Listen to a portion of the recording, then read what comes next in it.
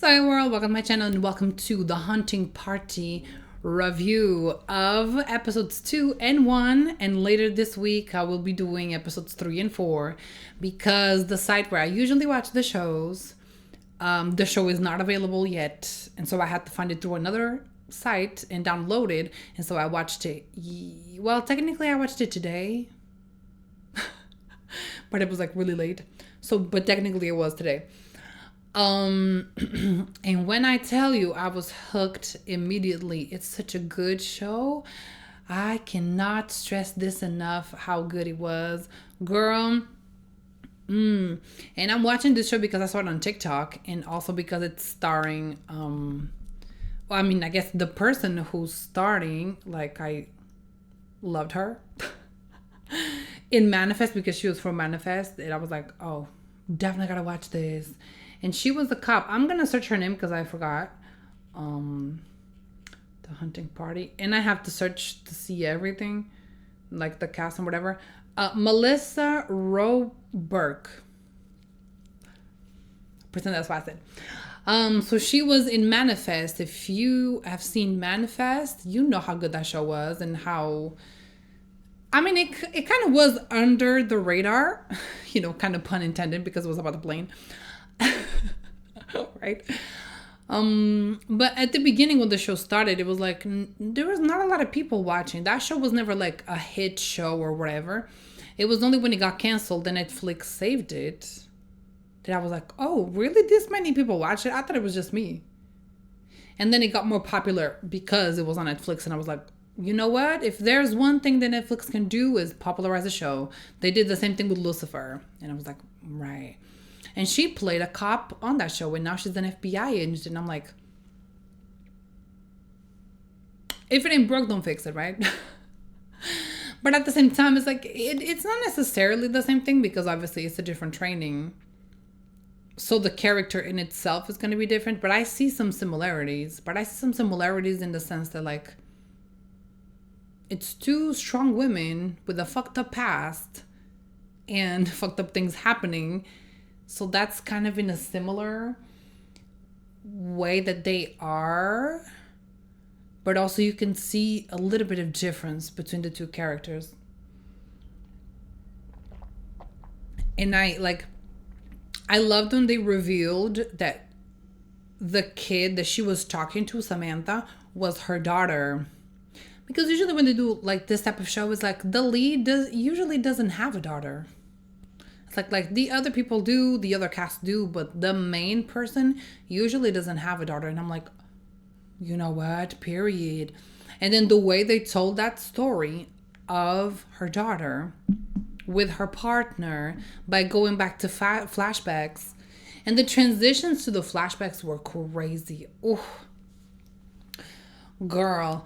The one in episode 1 when like they threw the water on the floor, and then in transition into the flashback of her partner like throwing, like, I think it was gasoline into the guy, and it was like, it wasn't necessarily like a transition like oh my god, it was like such a good transition, but it was more of a good transition in the sense that like they followed, again, not necessarily a theme, but they had an idea of how to do it and they did it. You know what I mean? You can tell that it was planned, and the way they told the story is really good. So then she could relate to the other character named Ryan, who's kind of the boss, with his kids. And of course, because she's one of the profilers, she's going to know everything. It's one of those things that's like, oh, you have three more than one boy. You got a girl. You got this, you got that. And then she's right about everything because that's her job.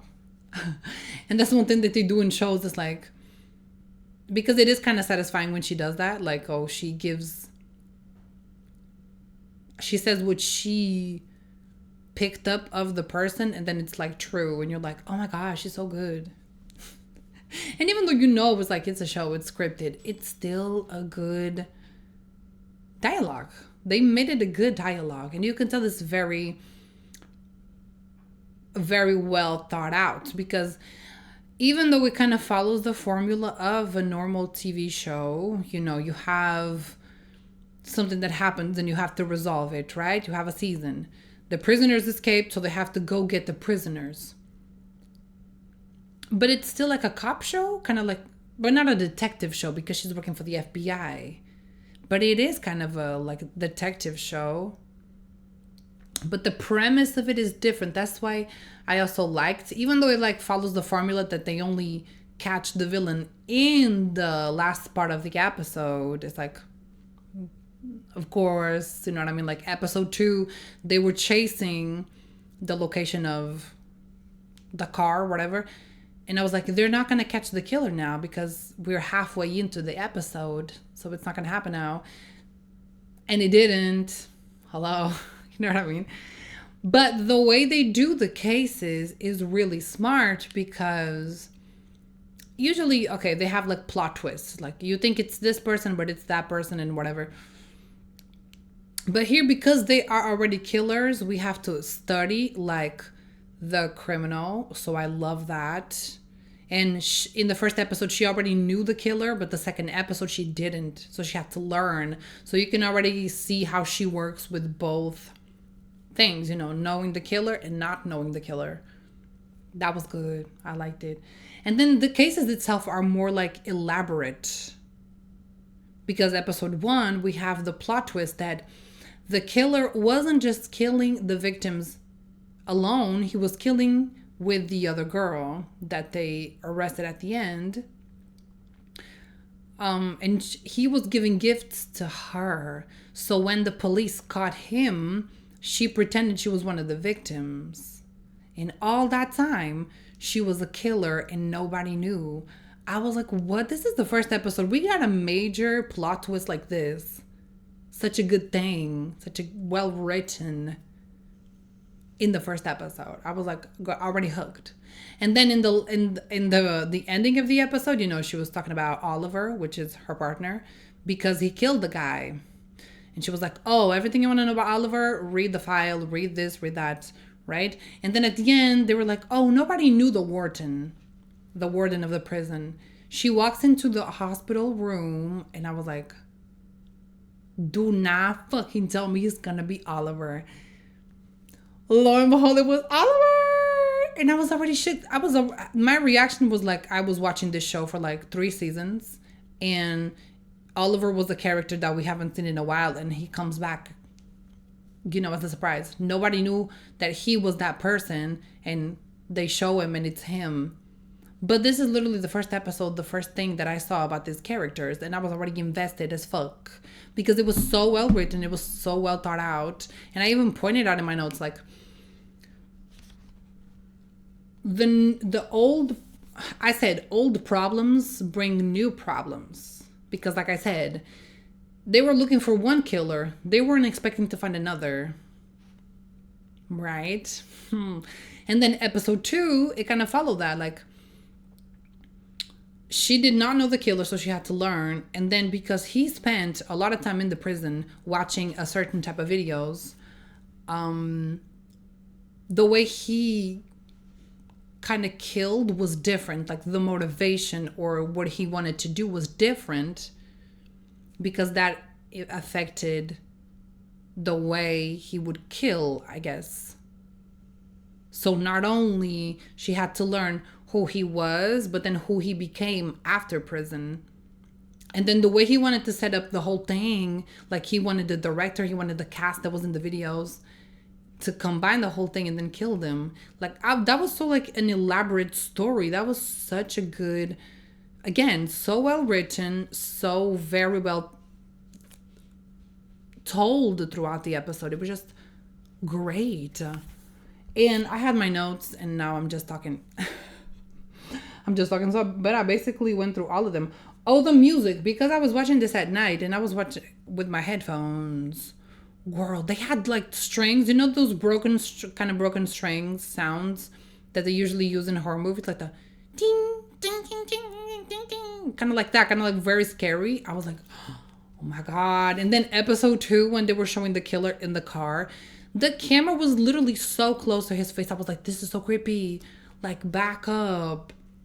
But it's good because they're like, ew, because it's a killer. Like, you're not supposed to like him. but it gives it a more scary look than if the camera was just, you know, far away from him like the whole time. I just thought that was such a cool thing to do. Oh, girl.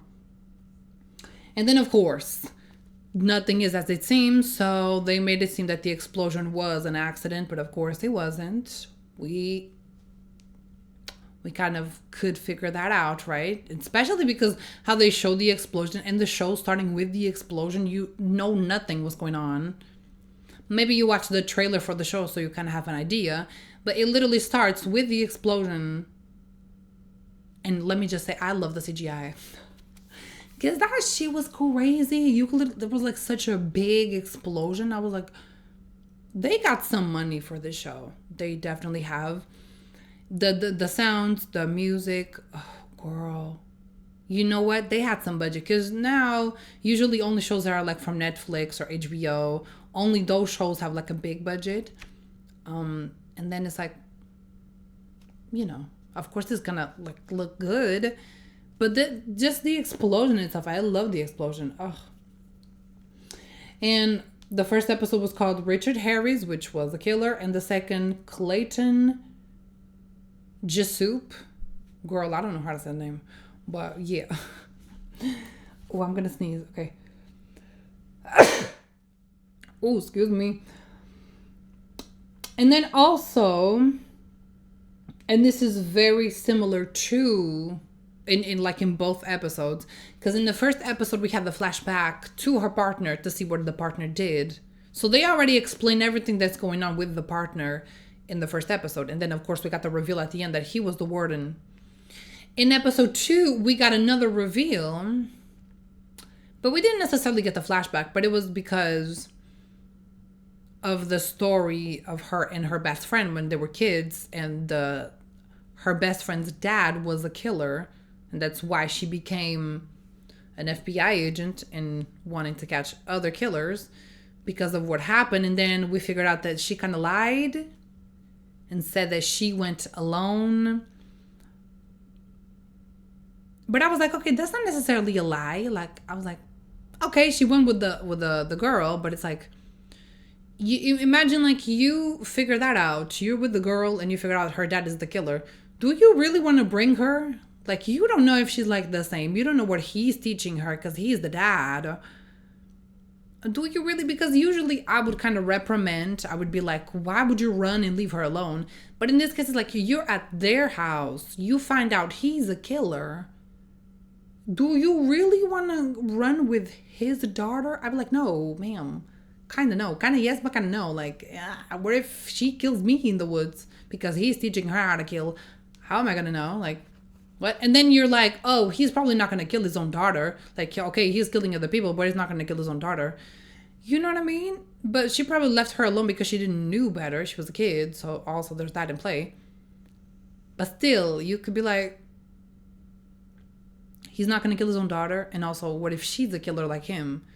You don't know. So she had a lot of reasons to run. But still, I was like, that's not that big of a lie or that big of a reveal necessarily. But then it was because if they figured out that she was lying, she would have never got into the FBI. That was the whole thing, the whole purpose of that story. It was because Oliver covered for her. Because she wouldn't have gotten into the FBI if she knew that she lied to the police, obviously. And I was like, oh, okay, that makes sense. That kind of makes sense. But then again, it was kind of like the flashback. They explained that already. We already know like that backstory. We already know the backstory of the partner and how she adopted Samantha. So I'm like, they're already giving us like a lot of information in 2 episodes. You know what I mean? Because a lot of shows would probably like just make that a bigger thing. And oh my God, all this time she lied and she was alone, you know? But no, they just told this in the 2nd episode. And I'm like, you know what? I commend you for that because then it fits really well within the episode. And I was like, love, really good. And then of course we have Shane. I didn't even spoke about Shane yet. I kind of love Shane. And he's so hot. Of course he's hot. I mean, the other guy is also hot, and I know the other guy, Ryan, from The Flash, because he was the police captain on the Flash TV show from the CW. He's also so hot. Like, oh my god, like, we have to. And then Melissa is so pretty. I was like, girl. But I'm gay, so I'm gonna pay more attention to them. But they're so fine, girl. Jesus, take the wheel. So you have hot people in a good, well-written show with what seems to be a good budget and a good story to go through.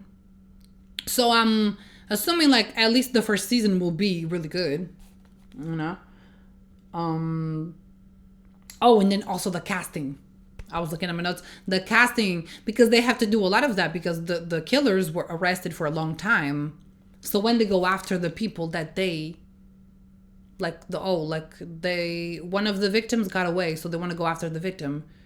The way they did the casting, like the videos that the killer was watching, they looked at the woman, and it literally looked like the older woman that we saw the killer take. And lo and behold, it was the same woman. But obviously in real life it wouldn't be, because how would they make, unless they put her in makeup to look younger, they have to cast somebody else to play the same person, but like the young version. Every single person on the second episode, like the little kid, the fake dad and the fake mom, all of them looked like the same person. But if they had aged, I was like, this is really good. Like, what? Everything. And you could be like, oh, it's just a millisecond that you watch the video. So it's not like they needed to cast somebody else. But that's a good, again, very well done. Like, period. And then I feel like that's it for the 2 episodes. Really good. I was really invested. Oh, one thing that I did put was that Shane might be evil. I don't know. Because when she told the story to Shane of how she became an FBI agent, she didn't tell Shane the truth. She said she was alone, so she lied. And in episode 2, he kind of gave one look that I was like kind of side-eyeing. And I'm like, he's evil? Because he said when the explosion happened, he was getting dressed to clock in. And then he was like, oh, it's my fault because it was on my watch that I couldn't save the other guards. And I'm like, but you said you were getting dressed to clock in. Or you were getting ready to clock in. So like, okay, technically it was still on your watch, but it wasn't. Like, what were you going to do in like 1 second after clocking in? And what are you going to do to stop a bomb? You probably would have died too. But then I was like, okay, I don't think he could have faked being a guard. You know what I mean? Like, the prison is in shambles. He dresses as a guard and he pretends to be one of the guards when in fact he's one of the killers. But then I was like, but they said he was from the army. They have like files on him, right? So they know who he is. So I don't think that would have worked. But I still feel like he might be evil. Ooh, maybe he's the son of one of the killers. What if that could be it? And along the lines in the season, he could betray us because he wants like to find his father. One of the killers might be his father or mother. I think there was also like women, but I don't know for sure.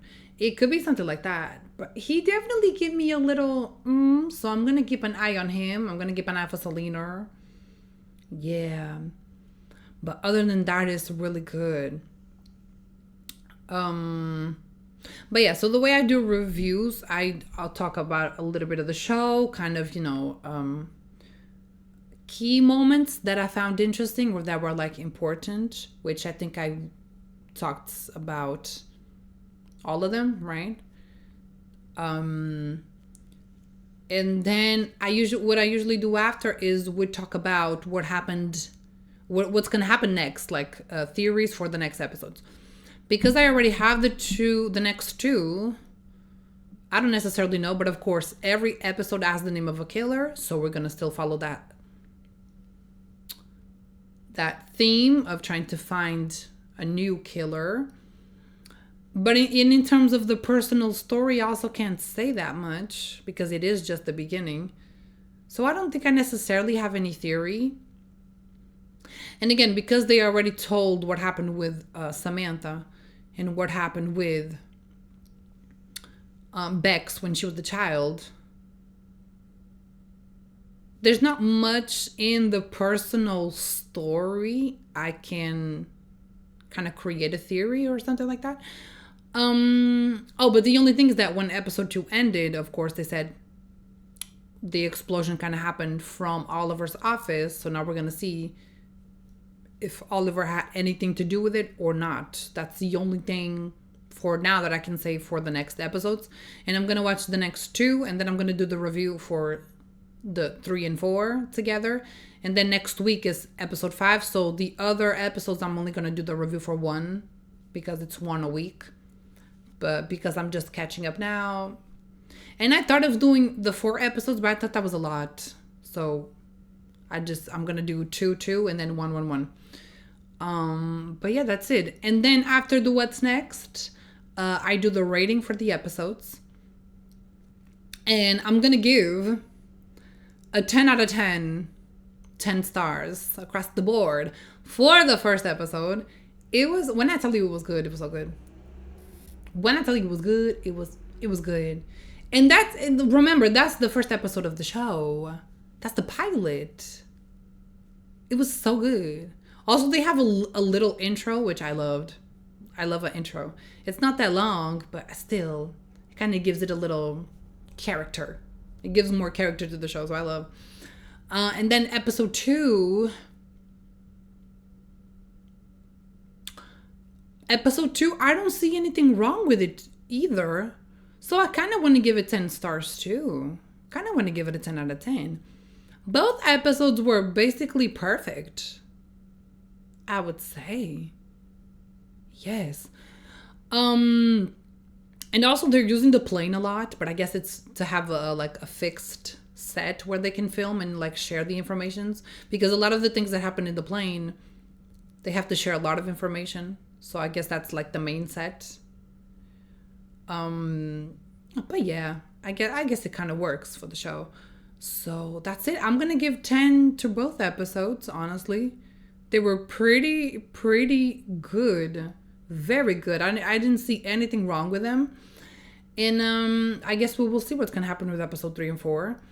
And yeah, let me know if you watch this show or if you plan on watching the show. Of course, I kind of give you spoiler if you didn't watch the show, but this is a review, so you are the one that clicked on the video. But if you still want to watch it for yourself and see about the things that I said, definitely would 100% recommend. And this gives me vibes of when I started Manifest, because when I started Manifest, again, not a lot of people were watching, and I kind of have the same vibe.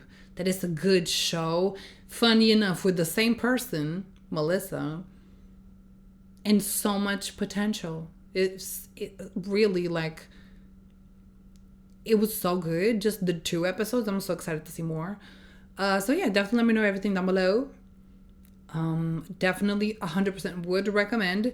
And I will I guess I'll see y'all like in 2 days, maybe, because that's when I'm going to record. Today is Wednesday, and I think I'm gonna put this one tomorrow, and then the other one is gonna be like Saturday or something. So maybe like 3 days. Yes. But yeah, let me know everything down below. Let me know what you think of the show, and I guess I'll see you on the next one. Bye.